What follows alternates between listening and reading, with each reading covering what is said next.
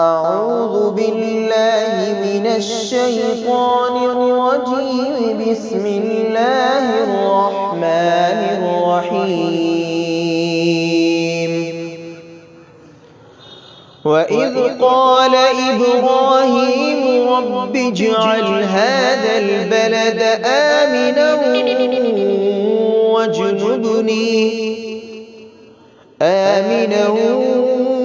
واجنبني وبني أن نعبد الأصنام.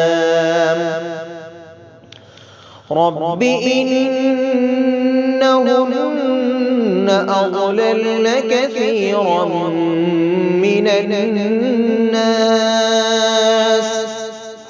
فمن تبعني فإنه مني ومن عصاني فإنك غفور رحيم. ربنا إني أسكنت من ذريتي بواد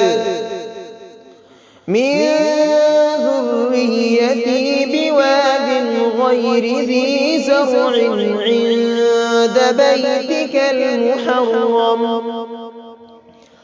ربنا ليقيموا الصلاة فاجعل أفئدة من الناس تهوي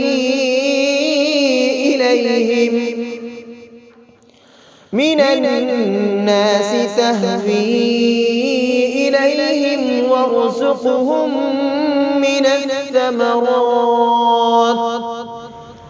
من الثمرات لعلهم يشكرون. ربنا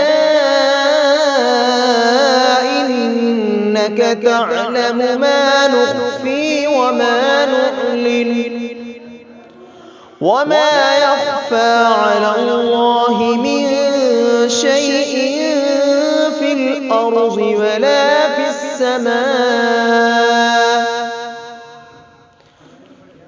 الحمد لله الذي وهب لي على الكبر إسماعيل وإسحاق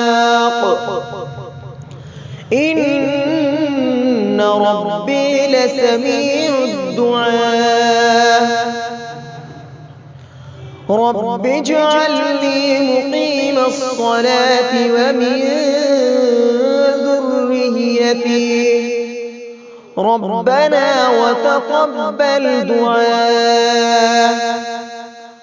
ربنا اغفر لي ولوالدي وللمؤمنين يوم يقوم الحساب. صدق الله العظيم.